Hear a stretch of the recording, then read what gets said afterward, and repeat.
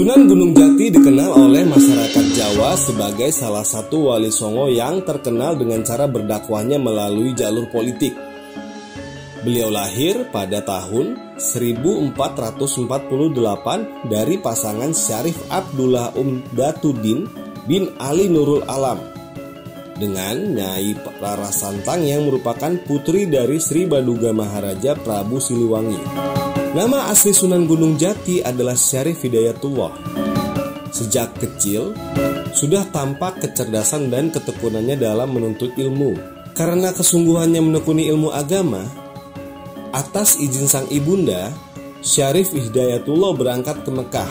Di Tanah Suci, Syarif Hidayatullah berguru dengan Syekh Tajuddin Al-Qurtubi. Beberapa waktu kemudian, ia ke Mesir untuk belajar kepada Syekh Muhammad Athaillah Al-Shazili, seorang ulama bermazhab Syafi'i, sekaligus mempelajari tasawuf tarekat Syaziliyah.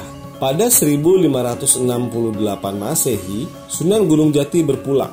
Ketika meninggal, usianya diperkirakan mencapai 118 tahun.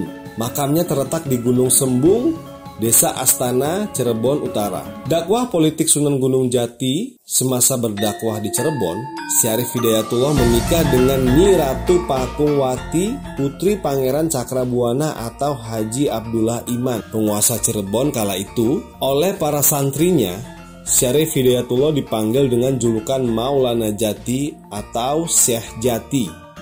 Selain itu, karena ia berdakwah di daerah pegunungan, ia digelari sebagai Sunan Gunung Jati. Sebagai anggota Wali Songo, dalam berdakwahnya, Sunan Gunung Jati menerapkan berbagai metode dalam proses islamisasi di Tanah Jawa. Adapun ragam metode dakwahnya, yakni menggunakan metode Mau'izatul Hasanah wa Mujadalah Bilati Hiya Ahsan.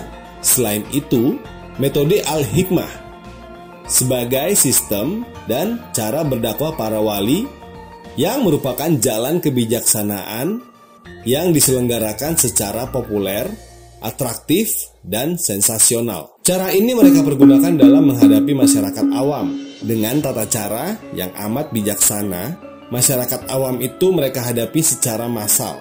Kadang-kadang terlihat sensasional, bahkan ganjil dan unik sehingga menarik perhatian umum. Ketiga yakni metode Tadaruj atau Tarbiyatul Ummah.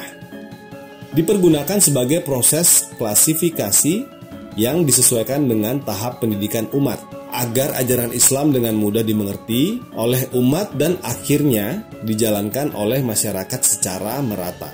Metode ini diperhatikan setiap jenjang, tingkat, bakat, materi, dan kurikulumnya. Tradisi ini masih tetap dipraktekkan di lingkungan pesantren. Sunan Gunung Jati di lingkungan masyarakatnya selain sebagai pendakwah, juga berperan sebagai politikus, pemimpin, dan juga berperan sebagai budayawan.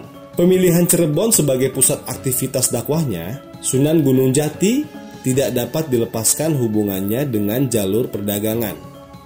Demikian juga telah dipertimbangkan dari aspek sosial, politik, ekonomi, nilai geostrategis, geopolitik, dan geoekonomi yang menentukan keberhasilan penyebaran Islam selanjutnya. Salam jalan kawan jalan.